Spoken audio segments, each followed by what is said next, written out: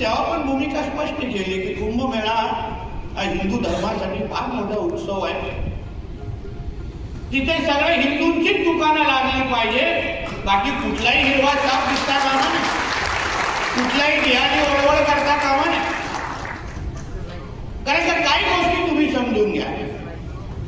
आता ह्यांचा रमजान सुरू आहे, रमजानला ते रोजे ठेवतात, कधी रात्रभर सगळ्या काही दुकानं सुरू असतात, मग ते त्यांचे काही खाद्यपदार्थ असतात त्याच्याकडे बघू पण शकत नाही, एवढे तसे असतात ते बघून एकतर दुसऱ्या दिवशी ते 2 दिवसाचे जेवण जाणार नाही असे सगळे कार्यक्रम असतात. पण तुम्ही प्रत्येकाला मी विनंती करेन, आवाहन करेन, मीडियाच्या मित्रांना पण सांगा, तुम्ही जिथे हिंदीचे दुकानं आणि स्टॉल लागतात ना जेवणाचे रमजानच्या काळात, मला तिथे एक हिंदू शोधून दाखवा. मला एक हिंदूचं दुकान शोधून दाखवायचं जो त्या सगळ्या मुसलमान समाजाच्या दुकानांमध्ये तो तिथे उभा राहा, तिथे त्याचं दुकान थाटून तो आपले हिंदूंचे पदार्थ विकतोय असा एक हिंदू शोधून दाखवा. आम्ही आमची भूमिका बदलतो, काही हरकत नाही. कोणीही जाणार नाही, भेटणार का?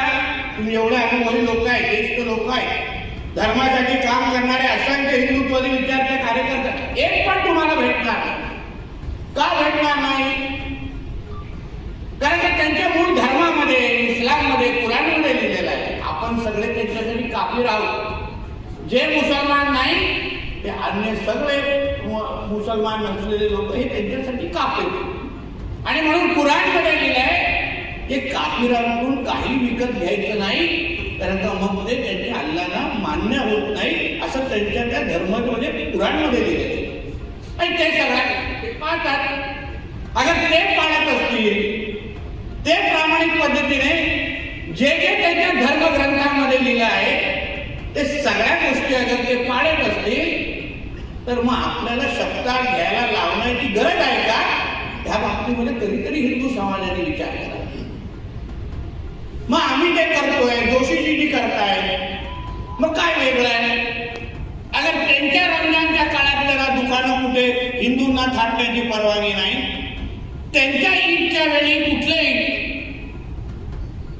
कुठेही तुम्हाला हिंदूंना दुकान लावण्याची परवानगी नाही, त्यांच्याकडून खरेदी केली तर ते हराम मानलं जातं. मग आम्हीच कशाला एवढं मोठे मनाचे असले पाहिजे?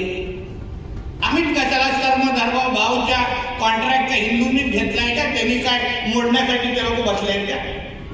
त्यांना कधी मोहल्ल्यामध्ये जाऊन शिकवा, बाबा सर्व धर्म समभाव करो, आप हमको भी इधर दुकान लगाने दो, आपका रमजान चालू है, हम भी 4 पैसा कमाते. बघा तुम्हाला कानाखाली किती जोरात आवाज काढतात, बघा जरा प्रयत्न करा ना, जरा प्रयत्न करा आमच्यासाठी. मीडियाच्या मित्रांनी कधीतरी स्टिंग ऑपरेशन करा, बुरखा घालून गेले तरी चालेल, कारण खूप लोक तसेच असतात, त्यांच्या कळतच नाही ती आहे का तो आहे. खालती असं पुरुषाची चप्पल दिसते असतात.